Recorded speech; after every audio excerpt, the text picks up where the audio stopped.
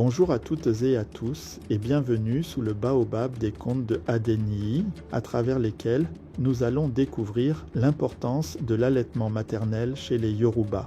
Mais avant de commencer, et pour ceux qui ne les connaissent pas, sachez que les Yoruba sont un peuple d'Afrique de l'Ouest, principalement présent au Nigeria, mais aussi au Bénin et dans d'autres pays de la région. Ils parlent la langue Yoruba et partagent une culture et des traditions très riches. Les Yoruba sont particulièrement connus pour leur système éducatif traditionnel et une civilisation très structurée. En effet, il y a fort longtemps, dans la vallée de Keitan, les mères Yoruba se rassemblaient au pied de l'Iji Omo, qui signifie « l'arbre des enfants ». C'était là, selon la tradition, que les secrets de la vie étaient transmis de génération en génération à l'abri des regards, sous la bénédiction des anciens. Parmi ces femmes, il y avait le grand Adeniyi, le conteur des peuples, fils d'une nourrice et d'un chasseur. Il n'avait pas seulement hérité des mots, il portait la mémoire d'un peuple. Un jour, il fut invité à parler aux jeunes filles qui allaient devenir mères. Il se leva, caressa son tambour et dit « Chez nous, les Yoruba, l'enfant n'appartient pas seulement à sa mère. Il est un lien vivant entre les ancêtres et ceux qui ne sont pas encore nés. Le lait maternel n'est pas qu'un aliment. Il est mémoire, protection et promesse. » Il s'avança vers le cercle des femmes et continua.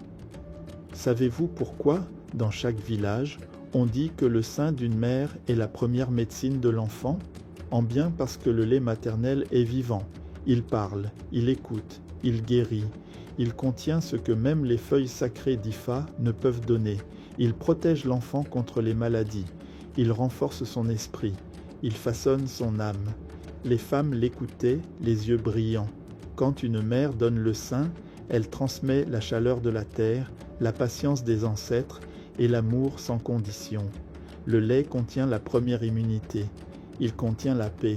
Il calme les cris, chasse les fièvres, éloigne les esprits malins. Et puis, le lait maternel est gratuit. Il est pur.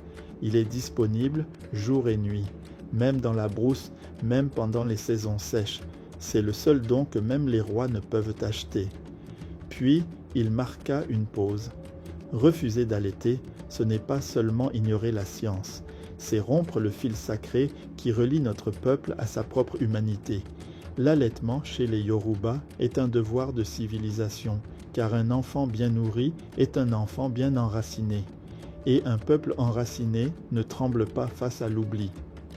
Adeniyi ira plus loin pour enseigner à travers ce conte que chez les Yoruba, l'allaitement maternel est un acte de continuité, de dignité et de résistance.